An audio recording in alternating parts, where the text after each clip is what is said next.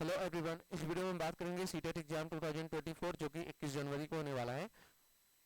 उसके लिए हम यहाँ पे कुछ पॉइंट डिस्कस करने वाले हैं। अभी आपका एग्जाम लगभग मान के चलिए 15 से 20 दिन है और अपने आप को किस तरीके से और बेहतर बना सकते हैं एग्जाम के लिए, जिससे कि आपके ज़्यादा से ज़्यादा मार्क्स हो सकें सीटेट पे। ठीक है, तो एक चीज़ और मैं बता दूं, आप जैसे लास्ट मोमेंट में जैसे 20 दिन बचे हैं तो सिर्फ आप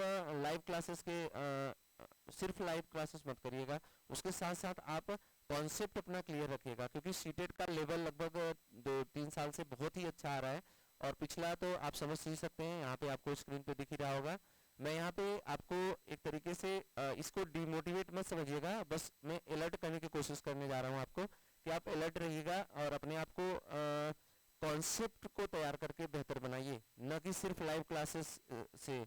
ठीक है, आप पहले कॉन्सेप्ट अपना क्लियर, जैसे जो कॉन्सेप्ट आपने बनाया होगा, नोट्स बनाया होगा या जहाँ से पढ़े भी होंगे, उन कॉन्सेप्ट को पहले देखिए। फिर उसके बाद उससे रिलेटेड क्वेश्चन पेपर बनाइए, प्रैक्टिस शीट। और जहाँ तक मुझे लगता है कि आप अगर प्रिंट आउट निकाल लेते हैं या फिर यूट्यूब पर भी लाइव क्लासेस देख सकते हैं, लेकिन लाइव क्लासेस में 1 घंटे देखने में आपका सर दर्द करने लगेगा। मुझे लगता है कि 1 या 2 घंटे से ज़्यादा नहीं देख पाएंगे आप। अगर आपके एक पेपर भी बनाएंगे 1 साल का तो 5 सब्जेक्ट होते हैं, 5 सब्जेक्ट के लिए हमको 3 घंटे का टाइम लगभग होता है। सॉरी, 2.5 घंटे का मान लीजिए। अगर आप कॉन्सेप्ट कॉन्सेप्ट सब कुछ लेके चलेंगे तो 3 घंटे 3.5 घंटे का मान के चलिए। 2.5 घंटा का पेपर होता है, तो 2.5 घंटे में ऐसा नहीं है कि सारे क्वेश्चन आपको आ ही रहे हैं।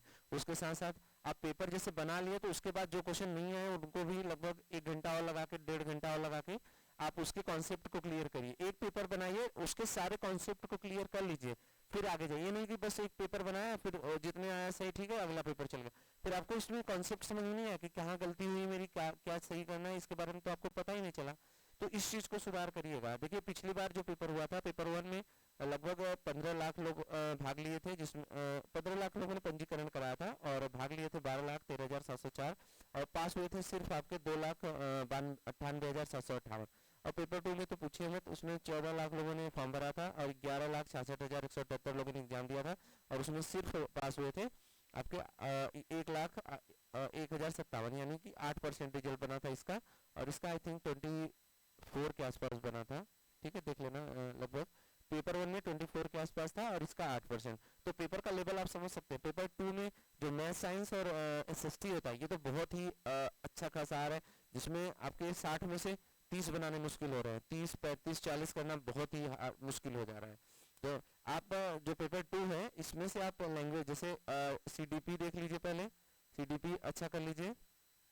लैंग्वेज में आपका हिंदी हो गया और संस्कृत या इंग्लिश जो भी ले रहे हैं आप, इनको इनमें स्कोर कर लीजिए, क्योंकि यहाँ पे स्कोर करना बहुत मुश्किल होगा। एसएसटी और मैथ साइंस में बहुत दिक्कत आ रही है। ठीक है, तो आप देख सकते हैं पिछला जो रिजल्ट आया था सीटेट का अगस्त वाला, उसमें कितना गैप है। 12 लाख लोगों में से सिर्फ 3 लाख मान लेते हैं इसको, और इसको 1 लाख ही मानेंगे। 11 में से 1 लाख, 10,000 लोग, सॉरी 10 लाख लोग सीधे फेल हो गए हैं। और इसमें आपके 3 माइनस कर दीजिए तो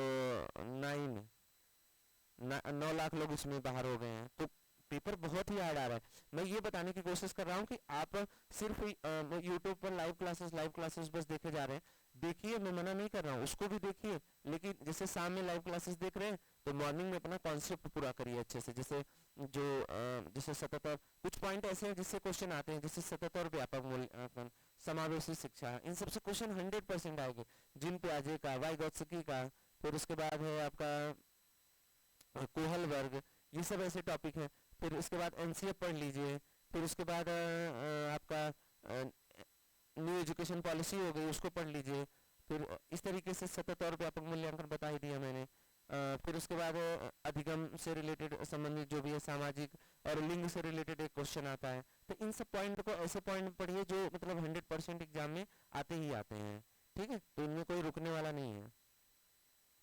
तो इन सब चीजों को ध्यान में रखते हुए अगर आप करेंगे तो कोई दिक्कत नहीं आएगी। लेकिन अगर आप आंख बंद करके सिर्फ ऐसे क्वेश्चन बनाए जा रहे हैं, यूट्यूब पे देख लिया, 2-4 क्वेश्चन चले गए एग्जाम में, तो आप ऐसा नहीं है कि बहुत ज्यादा नंबर से फेल होंगे। जैसे कोई ओबीसी का स्टूडेंट है, ठीक है, तो उसे 82 लाने हैं, तो वो आके 80 पे रुक जाएगा। ऐसे लोगों के लिए समस्या यही आती है। और ऐसे लोग कम से कम 4-5 लाख लोग रहते हैं जो ऐसे लोग फेल हुए रहते हैं, 1-2 नंबर से, 3 नंबर, 4 नंबर से।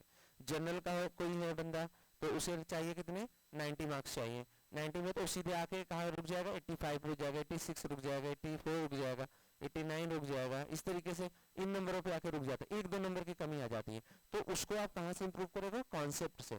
अगर आपका कॉन्सेप्ट अच्छा है तो एक कम से कम 8 से 10 क्वेश्चन अगर आप एक्स्ट्रा कर लेते हो तो आप सीधे, अगर 82 है तो सीधे 85 90 के आसपास आ जाओगे जनरल ओबीसी, और अगर आप मतलब जनरल से हैं तो जनरल 95 900 के आसपास पहुंच जाओगे। ठीक है, तो इस तरीके से आप प्लानिंग बनाइएगा, और ज़्यादा मतलब ऐसा नहीं कि बस ऊपर ऊपर से ही बस देख लीजिए, थोड़ा सा डीपली पढ़िए। पेपर बहुत ही डराने की कोशिश नहीं कर रहा हूँ मैं, मतलब पेपर अच्छा खासा आ रहा है। आप मतलब मैं अलर्ट कर रहा हूँ कि आप थोड़ा अपने आप को और बेहतर, अभी 20 दिन का टाइम है लगभग, मान के चलिए 20 दिन नहीं है आज, 10, हाँ 10 दिन ही मान के चलिए, क्योंकि लगभग 10 से 12 दिन मान के चलिए कि आपके पास टाइम है। ठीक है, तो आप किस तरीके से जैसे यहाँ पे देखिए जैसे यहाँ पे देखिए इसमें आपका जैसे चाइल्ड डेवलपमेंट में 2 से 3 सब्जेक्ट में आप स्ट्रॉन्ग कर लीजिए, फिर आपका स्कोर अच्छा हो जाएगा। हिंदी में जैसे 22 हो गए टोटल, अगर आप देखेंगे यहाँ पे मैथ्स में बहुत ज़्यादा नहीं है, हिंदी फिर ईवीएस में बहुत ज़्यादा नहीं है, तो टोटल मिला के 91 बन गए हैं। ठीक है, फिर उसके बाद यहाँ पे देखेंगे पेपर 2 में यहाँ पे सीडीपी में आपके 24 हैं, और फिर उसके बाद हिंदी में बहुत कम है, संस्कृत में 23 है, तो ये दोनों मिला करके ही आपके 98 पहुंच गए, जबकि और सब में बहुत कम है। मैथ साइंस में थोड़ा सा टफ रहता है तो मुश्किल होता है, तो ये चीज़ ध्यान रखिएगा अपना। फिर जैसे यहाँ पे एक बार का और रिजल्ट मैं दिखा दूँ आपको। इसमें देखिए सीडीपी के कितने मार्क्स हैं? 26, और हिंदी में कितने हैं? 25, दो से ही मिला के कितने बन गए? 93 आराम से। फिर यहाँ पे सीडीपी में देखिए, सीडीपी में कितने हैं? 24। फिर इसके बाद यहाँ पे हिंदी में देखिए कितने हैं? 24, दो मिला के ज़्यादा नंबर मिल जाने की वजह से तो आप अच्छा स्कोर कर सकते हैं। ठीक है, तो ये थी इंफॉर्मेशन, थोड़ा सा मुझे अपडेट करना था आपको, और ये बताना था कि आप तैयारी कर रहे हैं, ठीक है, अच्छी बात है। अपनी प्लानिंग जिस तरीके से बनाए होंगे आई थिंक अच्छा ही बनाए होंगे।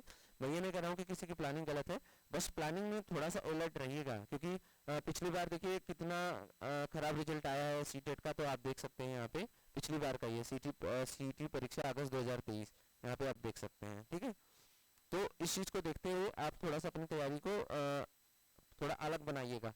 कॉन्सेप्ट बोल रहा हूँ, कॉन्सेप्ट बेस्ड क्वेश्चन आ रहे हैं, ऐसा नहीं है कि ज़्यादातर क्वेश्चन, अगर ऐसा होता तो ये रिजल्ट ऐसा नहीं रहता। कम से कम 12 में से 5 लाख तो लोग पास होते हैं, और यहाँ पे 11 लाख में से कम 3-4 लाख तो पास होते हैं, यहाँ 1 लाख है पेपर 2 में। तो पेपर का लेवल आप समझ सकते हैं कितना हार्ड आ रहा है।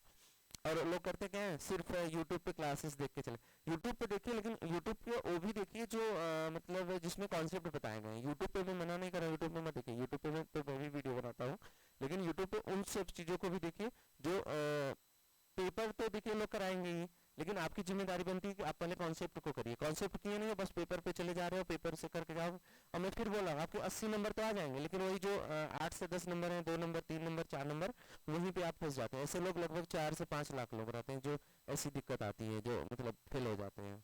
ठीक है, तो इस चीज़ को सुधार करिए और अपने आप को बेहतर बनाइए। तो ये जानकारी कैसी लगी आपको? अगर अच्छी लगी हो तो लाइक करिएगा और चैनल को सब्सक्राइब करिएगा। Thank you for watching.